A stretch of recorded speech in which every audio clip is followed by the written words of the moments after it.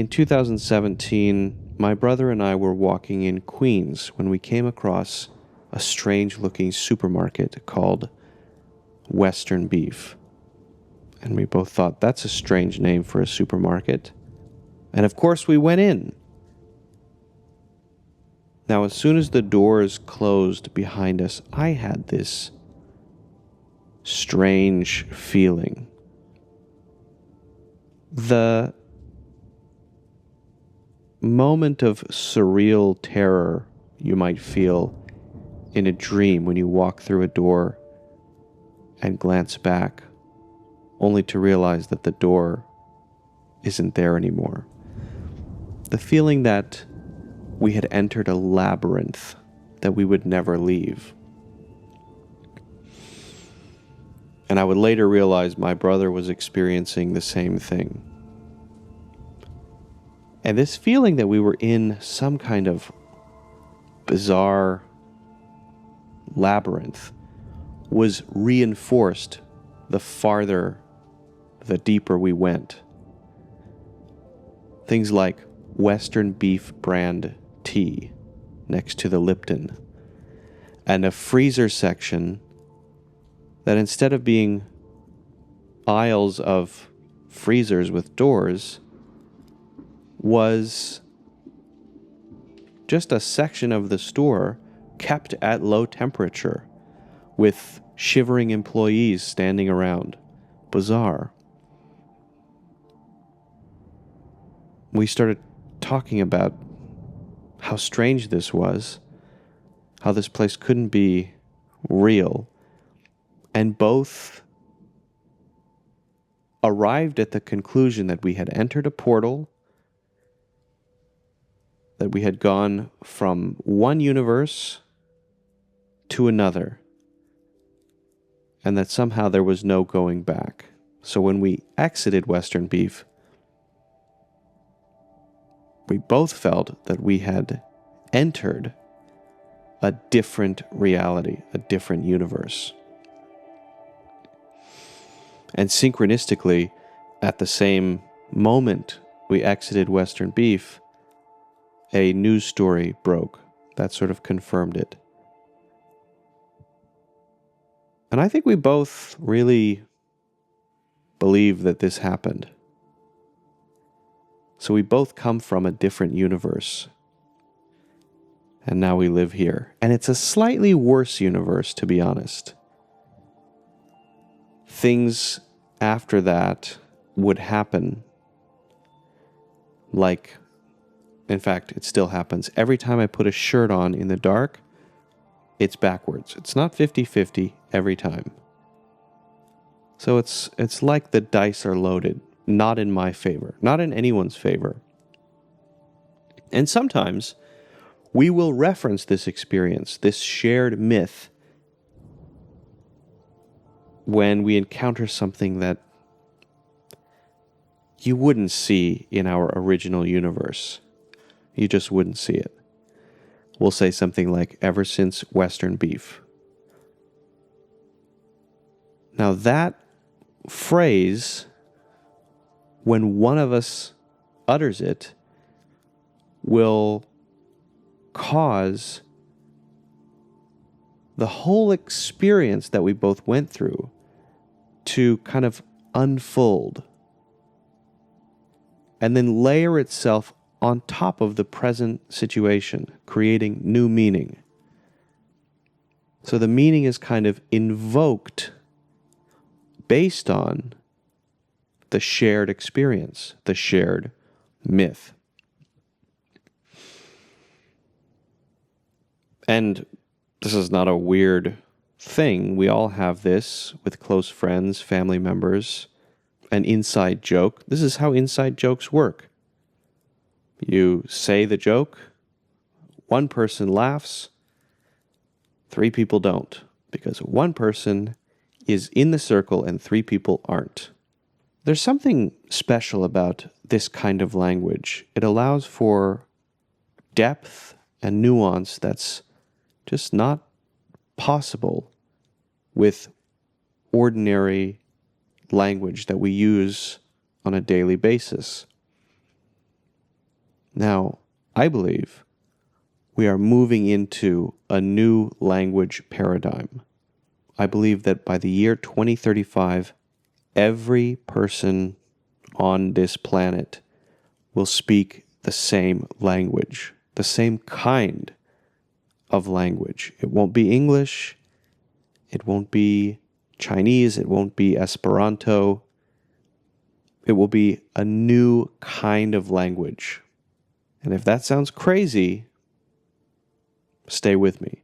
We're going to go through it step by step. Wittgenstein said, "The meaning of a word is its use in the language." This is a good description of what he meant by a language game. So when we think of a word, we think of its meaning in the dictionary, but that's not the meaning of a word. The meaning of a word is the understanding that people have of that word, which may change over time, which may be varying degrees of clear, depending on the situation, the context, who's involved. And the dictionary is just there to try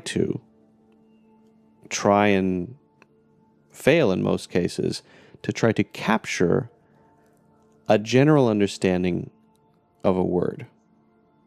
But again, that word may change over time. It may have connotations, nuances depending on the context. So when you speak, when you write, when you communicate, imagine yourself standing at the center of a fabric, like a space-time fabric.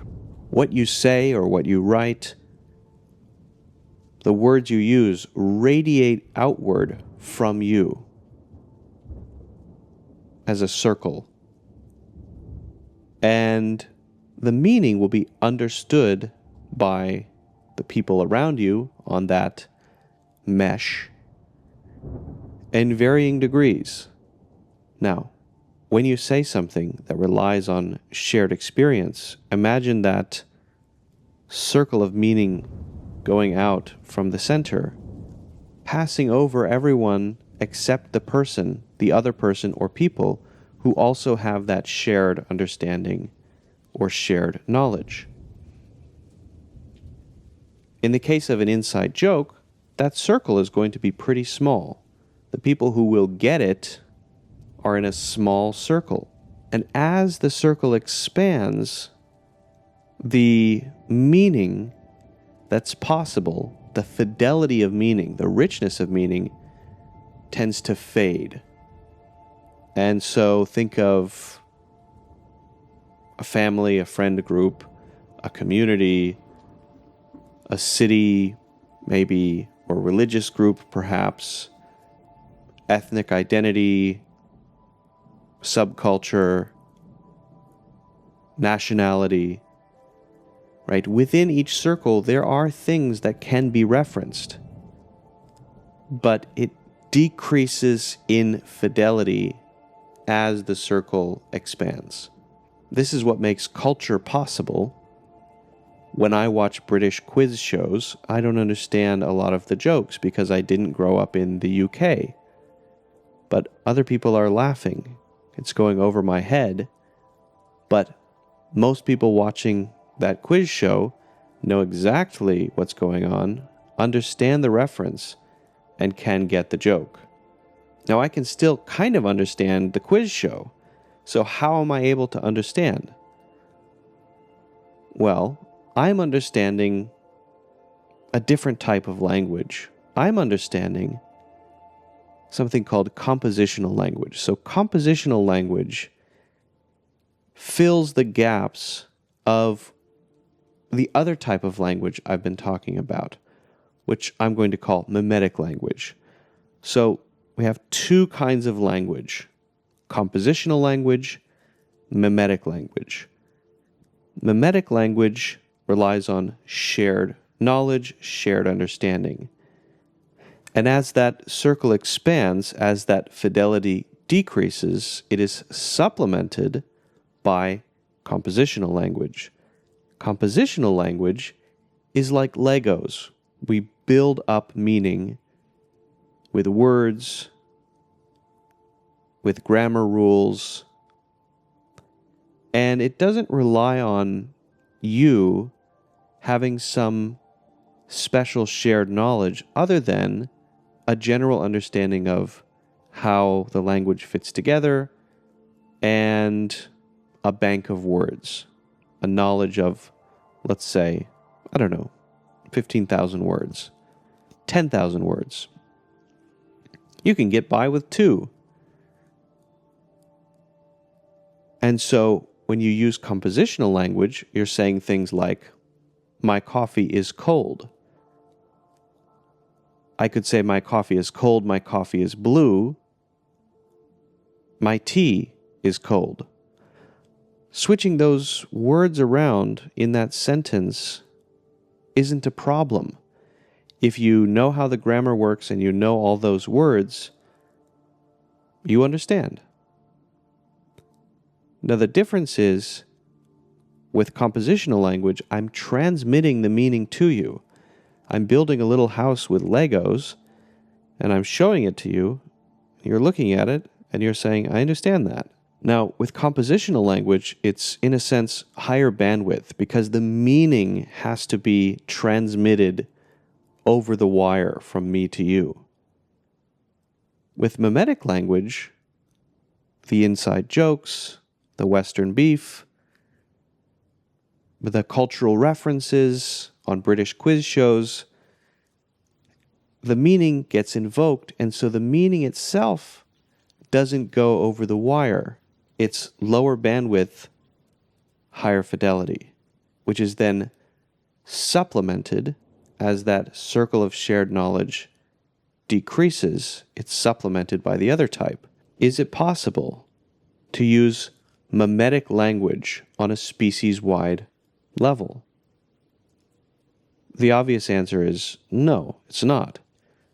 There aren't enough shared experiences that all humans have that would allow for us to use mimetic language to say exactly what we mean without having to describe, explain. However, there is an interesting model for it.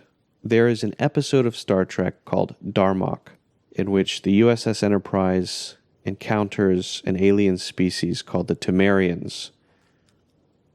And the universal translator, which can translate any known language, doesn't work. Whatever the Temerians are saying, it can't understand. It can understand individual words like prepositions and conjunctions, but it can't make sense of what they're saying, the Temerians. One of the things is Darmok and Jalad at Tanagra. Rai of Luwani, Luwani under 2 moons, Jiri of Umbaya, Umbaya of Crossroads, at Lunga, Lunga her sky gray.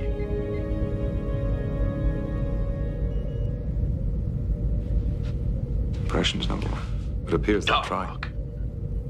Darmok and Jalad at Tanagra. The crew of the Enterprise, they hear this, they don't know what's going on.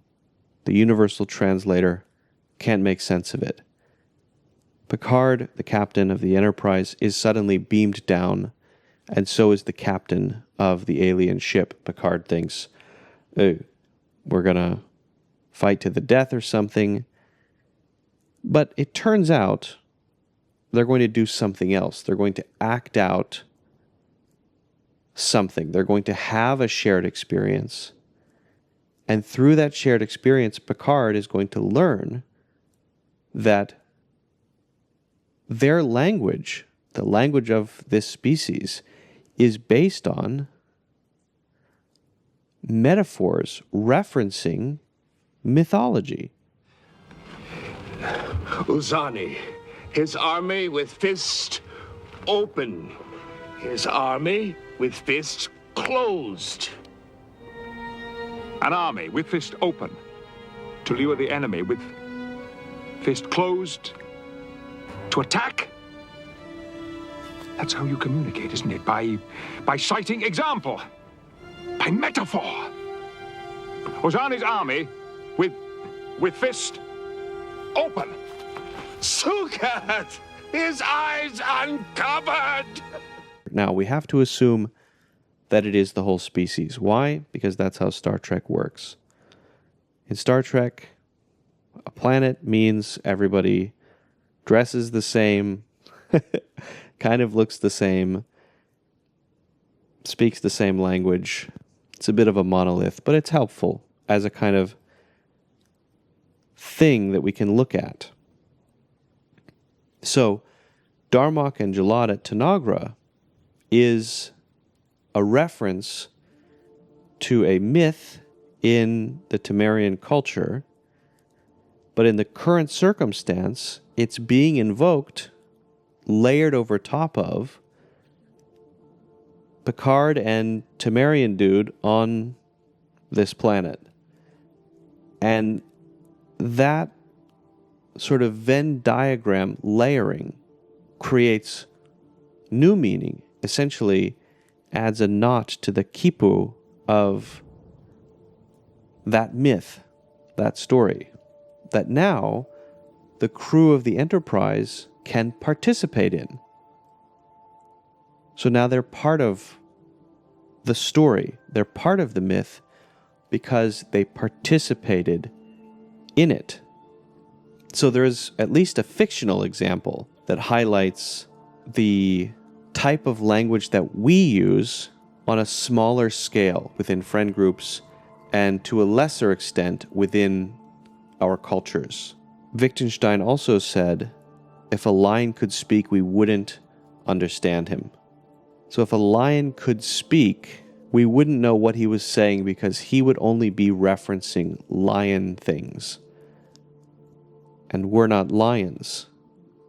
Just as the crew of the Enterprise are not Temerians, the Temerians operate on such a completely different level of language that to understand them requires them to, in a sense, become Temerians. Just as to communicate with a lion, you would, in a sense, have to become a lion. And then suddenly, when the lion spoke, you would start to get what they're saying. You would start to understand things. Individual thought is mostly the result of collective thought and of interaction with other people. The language is entirely collective, and most of the thoughts in it are. Everybody does his own thing to those thoughts. He makes a contribution, but very few change them very much. David Bohm on Dialogue. We're culturally bound creatures, and our culture shapes the way we see the world, the way we think. The things that we think are normal are shaped by culture.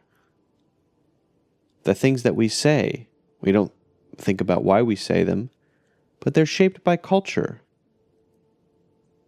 Think of something as simple as saying bless you after somebody sneezes. Why do you say that? You don't have to say it. Not everyone says that. In other cultures, they say different things or nothing. And it's, just a simple example. We could talk about bullet ant initiation or how we write wedding invitations. But even more basic things, how we see objects, how we understand colors, how we relate to the world, the way that we individually relate to the world is shaped by our language and our culture. And it's very difficult to tease those things apart. Culture, language, and our inner worlds, the way we see, perceive the world. The the way we express ourselves. It's this kind of cultural, linguistic, consciousness thing. It's interconnected. We're kind of programmed, in a sense, by culture. And we don't notice it. So we're kind of like fish in a fishbowl, just swimming around.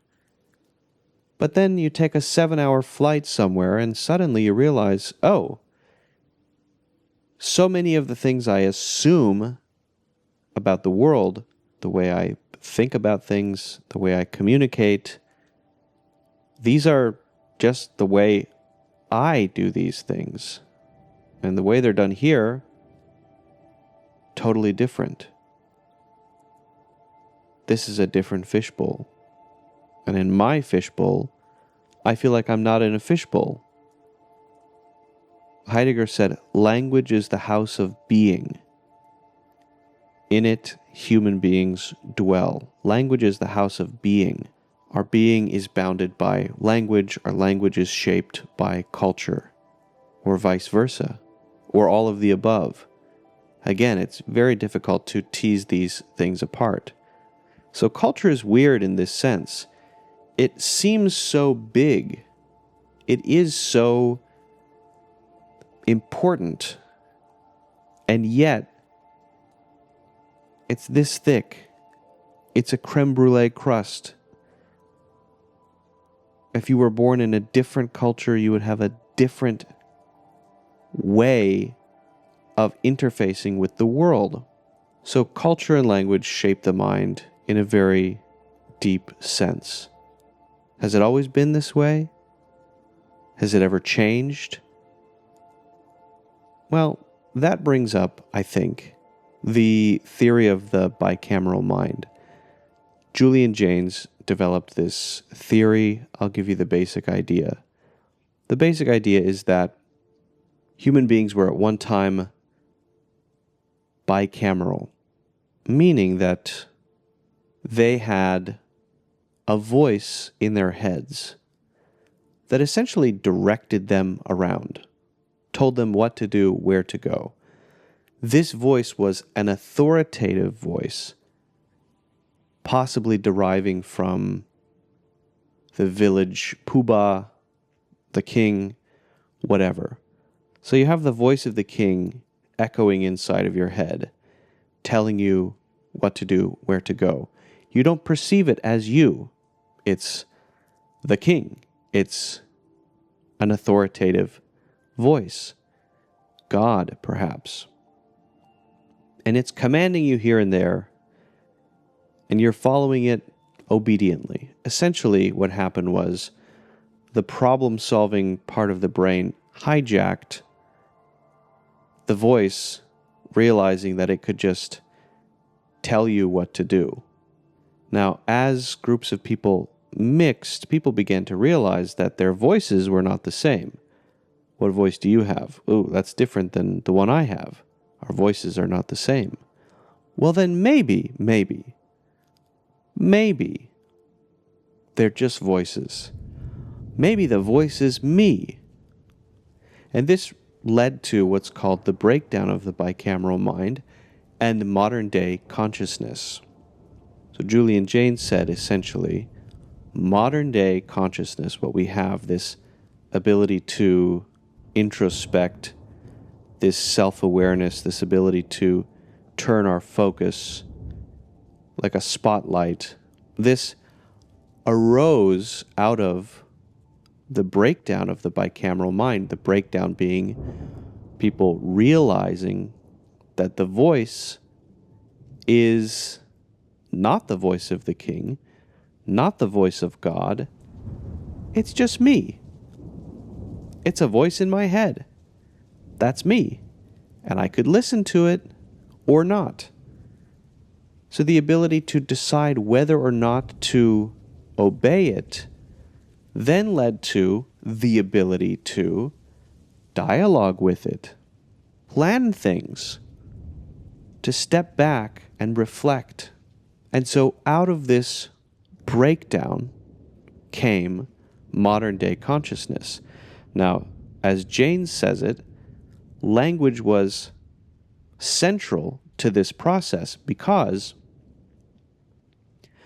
the bicameral mind originally arose out of a metaphorical landscape of concepts based on more basic things. So a metaphorical concept of the heart of something may come from the actual heart of something. Why do we have this metaphorical concept of the heart of something that we can talk about in a non-physical, metaphorical way? This kind of thing arising out of language is essentially an early proto-consciousness bootstrapping itself into the bicameral mind that then eventually leads to modern-day consciousness. Jaynes says, the presence of voices which had to be obeyed were the absolute prerequisite to the conscious stage of mind in which it is the self that is responsible and can debate within itself, can order and direct, and that the creation of such a self is the product of culture. In a sense, we have become our own gods. Now, the breakdown happened as more people were coming together, smaller tribes gradually growing into larger civilizations. This required another linguistic shift. So, first we had the shift from words to describe things to metaphorical concepts. Now what we need is language to simply make sure everyone is on the same page when we don't have a shared experience or shared understanding. We need compositional language. Jaynes says, civilization is the art of living in towns of such size that everyone does not know everyone else. So when you don't know everyone else, you need to make sure that the language you're using is clear, simple, that meaning is transmitted without misunderstanding, so that we can build roads, govern, so that we can have civilization. So the prerequisites for civilization are, number one, consciousness, modern day consciousness, the ability to plan, to strategize, and two, compositional language that allows for a set of rules that govern the language to be sufficient for communication so that stuff can get done.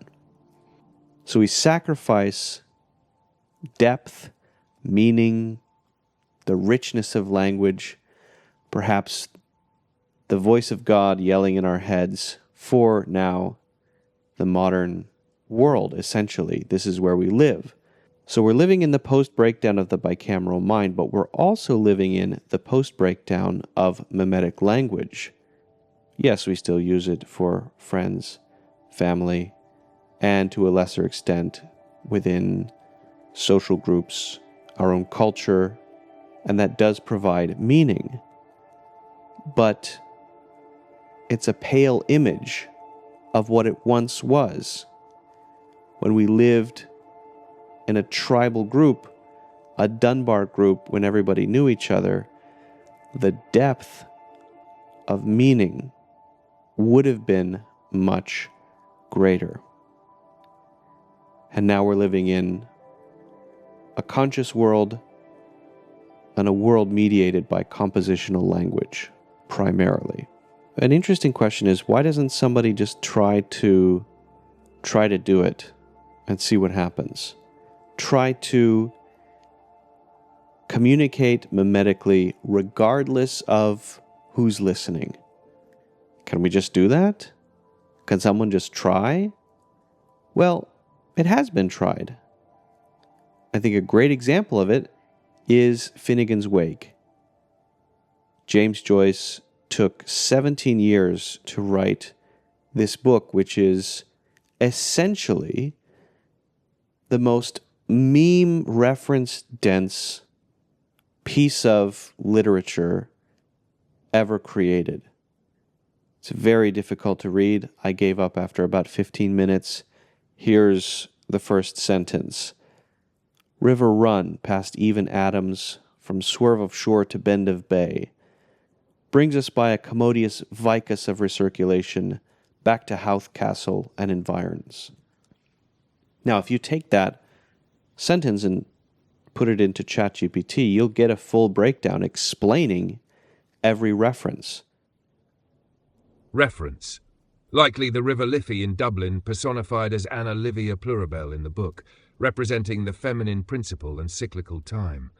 The uncapitalized river run could suggest continuity as it begins mid-sentence, symbolizing that Finnegans Wake is a loop with no true beginning or end. 2. Past Eve and Adams. Reference St. Eve and Adam's Church in Dublin near the River Liffey. Biblical allusion. Adam and Eve, symbolizing beginnings and humanity's fall, resonate with Joyce's themes of original sin and rebirth. Historical layer.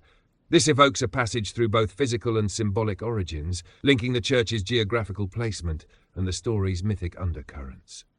But the entire book is like that. It's filled with references. It's so dense that it's almost impenetrable unless you're extremely patient or a James Joyce fanatic, which some people are. There was a book club I read about.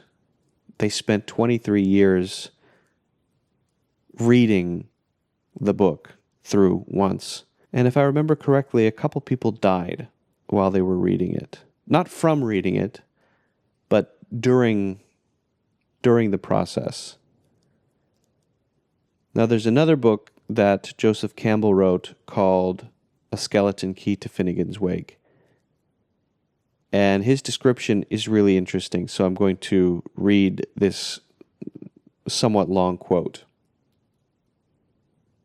If our society should go to smash tomorrow, which, as Joyce implies, it may, one could find all the pieces together with the forces that broke them in Finnegans Wake. The book is a kind of terminal moraine in which lie buried all the myths, programs, slogans, hopes, prayers, tools, educational theories, and theological bric-a-brac of the past millennium. In a sense, containing the entirety of Western culture. Something like that. Now, for Joyce, he didn't mind that the book was difficult to read. He wrote it for a few people, essentially an esoteric book for people with the patience to read it. So he's doing it. He is doing memes on hard mode. He is doing mimetic language. He's doing the Temerians. Except he's not doing it in an environment where that's what we do. So, in a sense, he's doing it to prove that it can be done, not to really communicate with everyone, because again, it's too hard to read. In the early 50s, you predicted that the world was becoming a global village. We're going back into the bicameral mind, which is tribal, collective, without any individual consciousness. But it seems, Dr. McLuhan, that this tribal world is not friendly. Oh, no. Tribal people, one of their main kinds of sport is sort of butchering each other. It's a full-time sport in tribal societies. But I had some ideas. We got global and tribal. We were going to become... The closer you get together, the more you like each other? Yeah. There's no evidence of that in any situation that we've ever heard of. And all this is somehow an effect of the electronic age? Oh, no. But people in all times have been this way. Mm-hmm. But in our time, when things happen very quickly, there's very little time to adjust to new situations at the speed of light. The internet promised to deliver connection, worldwide empathy, deep understanding of each other. But so far, that has not happened. I think most of us would agree that the internet is a contentious place that doesn't foster empathy or shared understanding. Instead, we have a kind of neo-tribalism that is described really well by Marshall McLuhan. He saw this coming before the internet was a thing. Marshall McLuhan, describing the digital age, not even speaking about the internet, he said, "We're re-tribalizing. Involuntarily, we're getting rid of individuals." When McLuhan talked about the global village, he wasn't thinking about Rousseau, the noble savage, utopia. He was thinking about intertribal warfare, strife, a desperate fight for identity in this new landscape, this digital hellscape, where now, after, let's call it, the material world has been terraformed, we're able to unleash our more primal selves in this new space. Now, he was talking about the digital world, but I think it very much applies to the internet. Ours is a brand new world of all-at-onceness. Global village is not created by the motor car or even by the airplane. It's created by instant electronic information movement. The global village is at once as wide as the planet and as small as a little town where everybody is maliciously engaged and poking his nose into everybody else's business. The global village is a world in which you don't necessarily have harmony. You have extreme concern with everybody else's business and much involvement in everybody else's life. It's a sort of Ann Landers column writ large. Look around on the internet. You see communities, you see memes on Reddit, you see funny videos, but you also see McLuhan-esque tribalism. You see people coalescing around ideals that they think they share with other people, but they can never be sure because they don't actually know those other people. They're herded together by algorithms, and they're at war with others, people in different filter bubbles, people separated by the algorithms of social media platforms. It's not clear if these people are actually enemies because they can't really communicate. Now, if you pay attention, what you'll notice is within an online community, a Facebook group, a subreddit, people will post memes and use essentially mimetic language to reinforce the barricades, the digital barricades, of that online space. But it's hard to really communicate because of the invisible garden walls created by the algorithms. It's hard to know if we're really talking to each other. We're inundated with, as Bo Burnham would say, a little bit of everything all of the time. And that inundation keeps us from asking ourselves if the internet is serving our best interests, if the internet is allowing us to actually connect with other human beings on a deeper level. This is what T.S. Eliot described as a wasteland, a heap of broken images. What are the roots that clutch? What branches grow out of the stony rubbish? Son of man, you cannot say or guess, for you know only a heap of broken images where the sun beats, and the dead tree gives no shelter, the cricket no relief, and the dry stone no sound of water. T.S. Eliot, The Wasteland.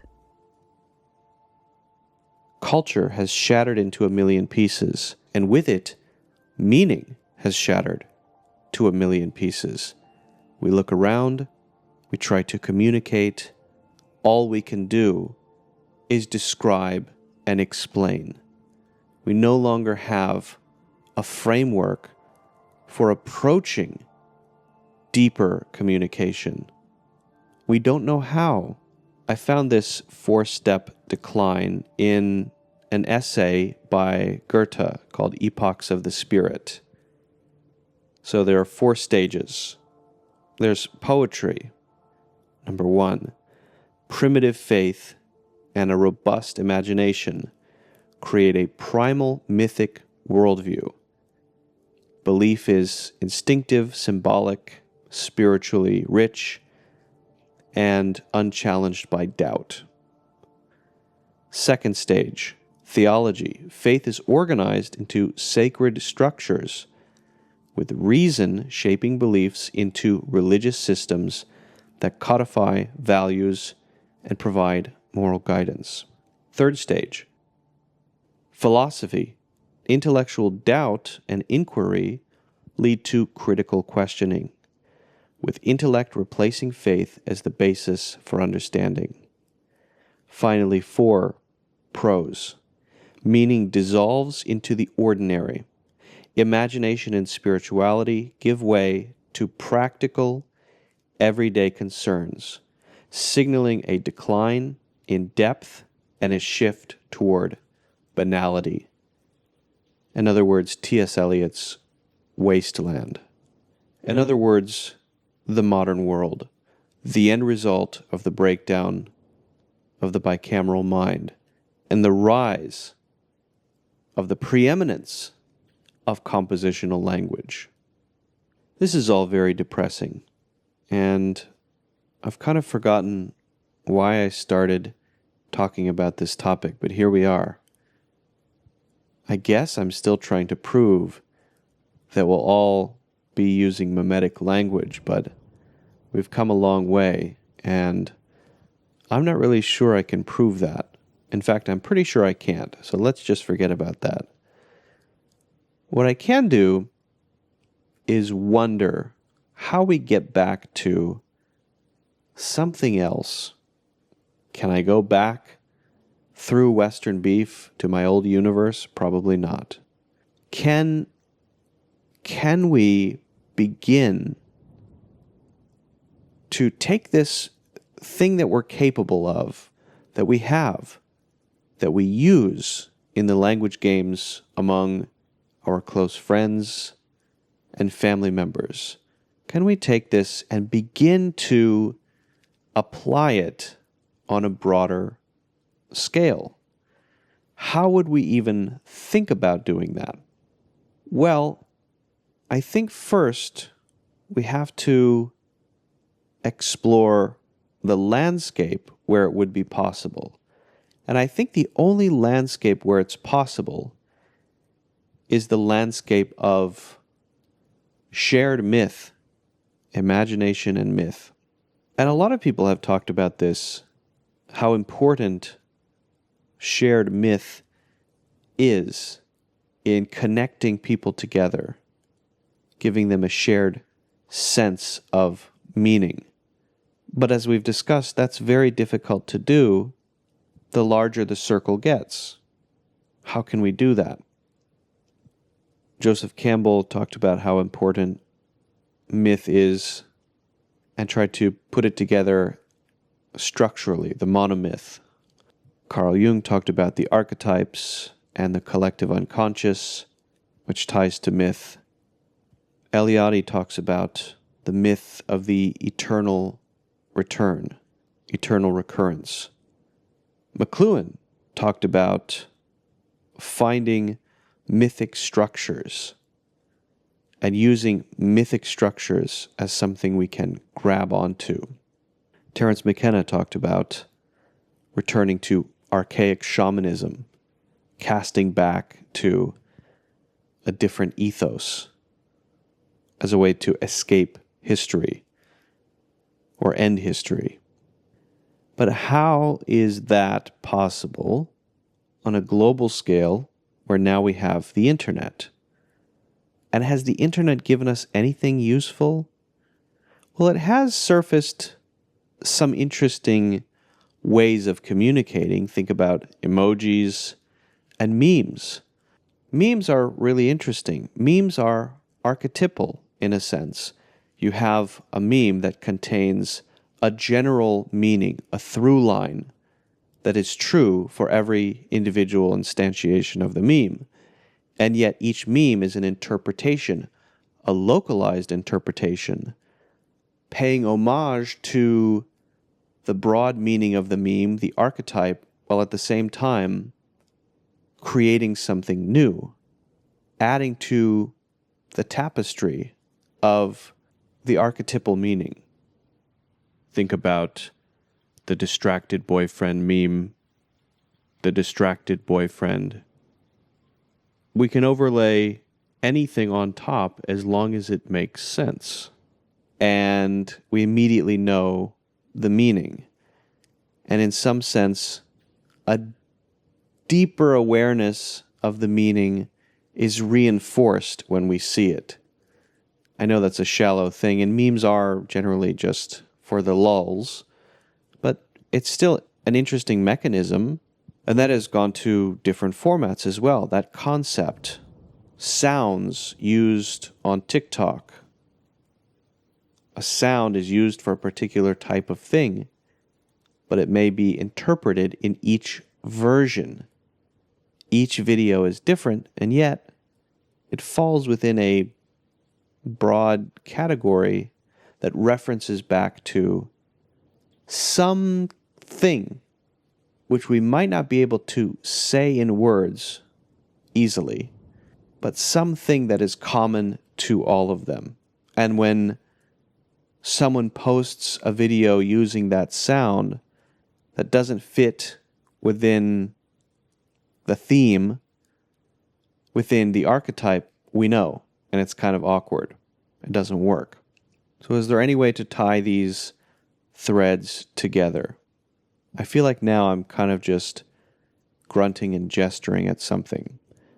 There's a thing around shared myth and the imagination, and perhaps emerging ways of communication that our experience on the internet has surfaced, and also perhaps artificial intelligence, which is built on top of all of the sedimentary layers of human culture leading up to it.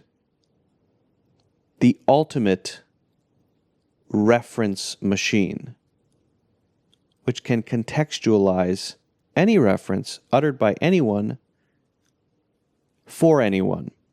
Again, pop in any sentence from James Joyce, and you get a breakdown. Yes, it's a breakdown that you have to read or listen to, but still, you can understand. Now, the myths that we have, for many people, they're stale, or they're local. The ones that speak to people in one culture don't speak to people in others, or they've begun to lose their meaning completely.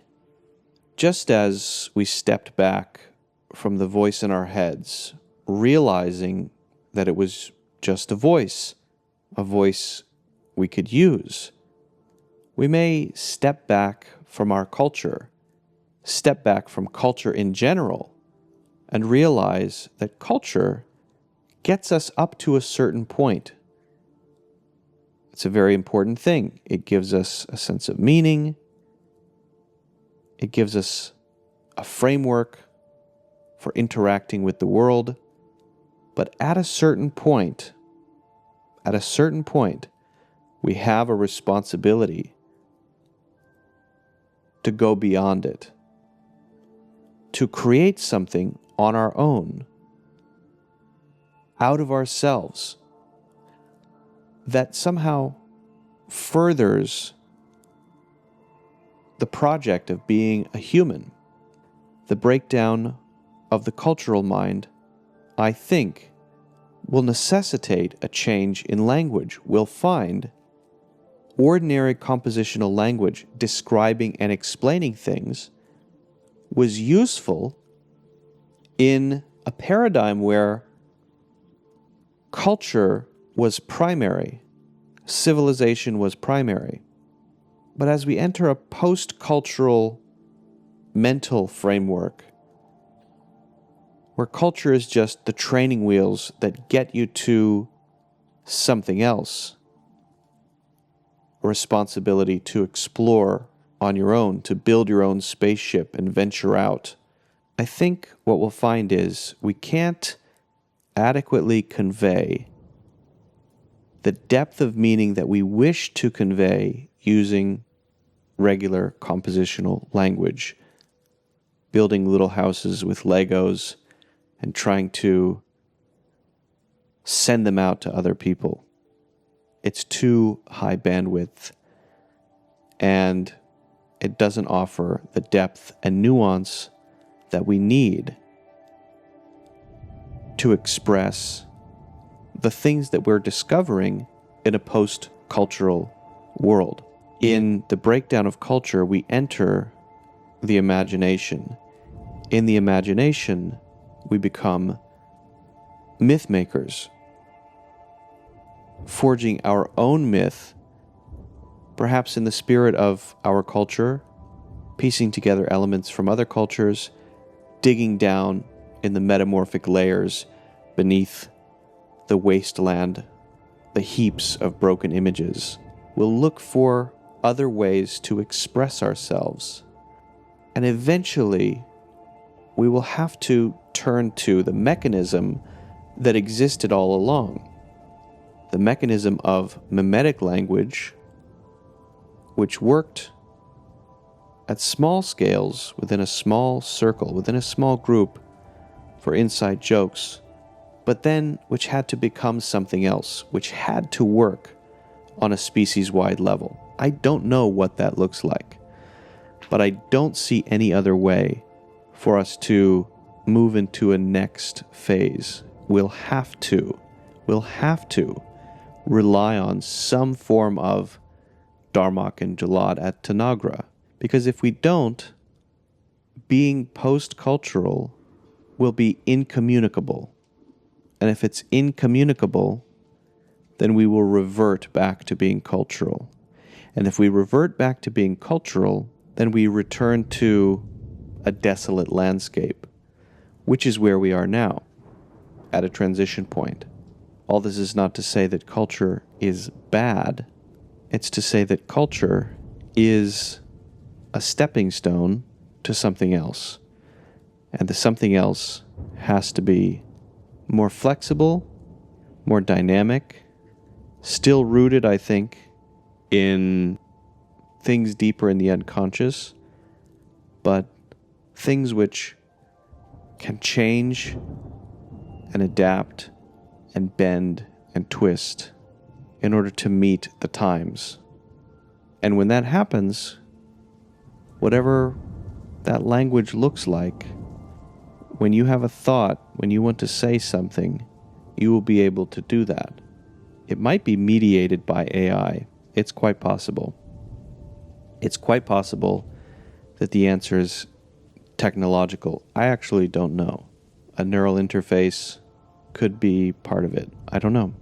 I think when we get there, wherever there is, we'll look back at where we are now and wonder how we could have been content to live inside of tiny fishbowls, how we could have been content to not really communicate with each other, how we just kind of bumbled around doing things the way things had always been done, believing what had always been believed.